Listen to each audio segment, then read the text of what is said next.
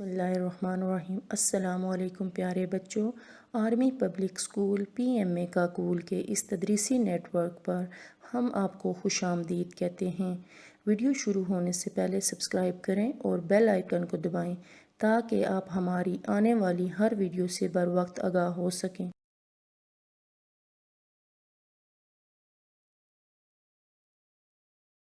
میں میم تیمینہ اور آج کا ہمارا عنوان ہے تصویری کہانی۔ کہانی کے 3 حصے ہوتے ہیں: آغاز، واقعہ، اختتام۔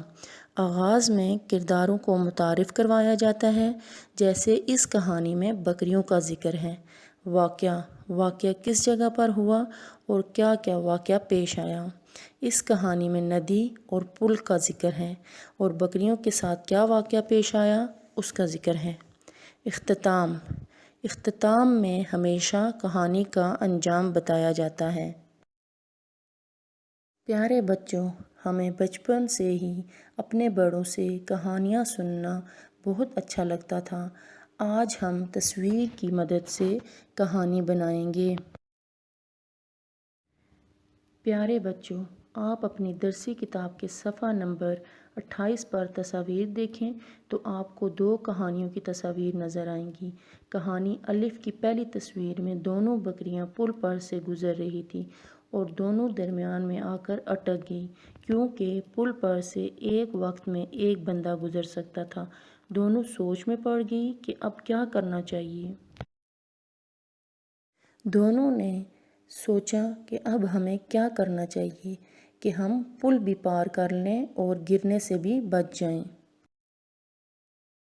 پھر ایک بکری بیٹھی اور دوسری اس کے اوپر سے گزر گئی اور پہلی بھی اٹھ گئی اور دونوں نے ایک دوسرے کو دیکھا، ایک دوسرے کا شکریہ ادا کیا اور پل پار کر لیا۔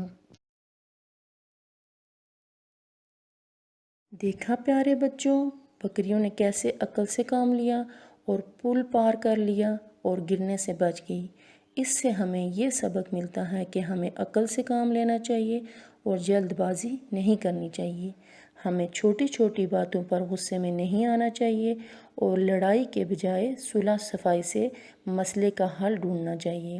ہر مسئلے کا کوئی نہ کوئی حل ضرور ہوتا ہے، بس ہمیں صبر اور ہمت سے کام لینا چاہیے۔ شاباش بچوں، اب کہانی بے اپنے والدین کے ساتھ تبادلہ خیال کریں اور بتائیں کہ بکریوں نے عقل سے کام نہیں لیا اور آپس میں کیسے انہوں نے لڑائی کی اور اس کا نتیجہ کیا ہوا کہ وہ ندی میں گر گئی اور مر گئی۔ زبانی اور تحریری کام۔ کہانی بے میں والدین بچوں کی رہنمائی کریں، مشقی سوالات پر تبادلہ خیال کریں، کہانی بے اضافی شیٹس پر لکھیں اور جملے بنائیں: ندی، پل، لڑائی، عقل، آمنے سامنے۔ پیارے بچوں، کرونا وائرس سے بچاؤ کے لیے اپنے ہاتھوں کو بار بار دھوئیں، گھر میں رہیں، اگر کوئی ضروری کام ہو تو ماسک پہن کر جائیں، کھانستے اور چھینکتے وقت رومال یا ٹیشو پیپر کا استعمال کریں، آنکھ، ناک اور منہ کو چھونے سے پرہیز کریں، اپنا اور دوسروں کا بہت خیال رکھیں۔